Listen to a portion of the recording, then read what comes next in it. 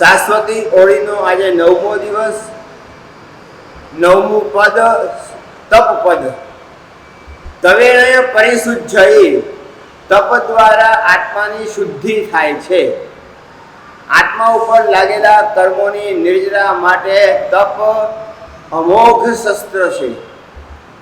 તપ વગર આત્મા તપી શકતો નથી, અને જ્યાં સુધી આત્મા તપતો નથી ત્યાં સુધી આત્મા કર્મની નિર્જરા કરી શકતો નથી. એટલે આત્માના કર્મો ખપાવવા માટે આત્માએ તપ કરવો જરૂરી છે. અને ખરેખર તપ જે છે 12 પ્રકારના તપો છે. 12 પ્રકારના તપની અંદર જે છે તપ મુખ્ય રૂપે 2 પ્રકારના છે. એક તો છે આભ્યંતર તપ,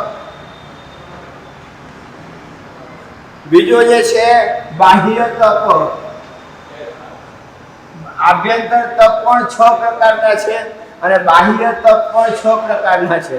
એટલે ટોટલ 12 પ્રકારનો તપ આપણે ત્યાં જૈન ધર્મમાં બતાવવામાં આવ્યો છે. એટલે ખરેખર આભ્યંતર તપ એટલે આત્મા દ્વારા ડાયરેક્ટ થતું એને કહેવાય આભ્યંતર તપ.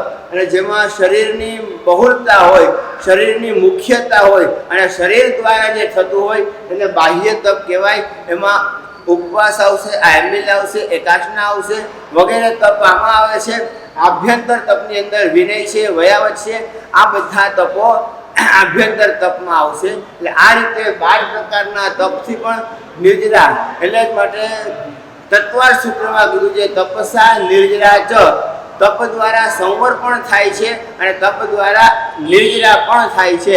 એટલે ખાસ કરીને તપ દ્વારા નિર્જરા કરી અને અનાદિકાળના કર્મોની કેદમાંથી આત્માને મુક્ત કરવો એ આપણું મુખ્ય લક્ષ્ય હોવું જરૂરી છે.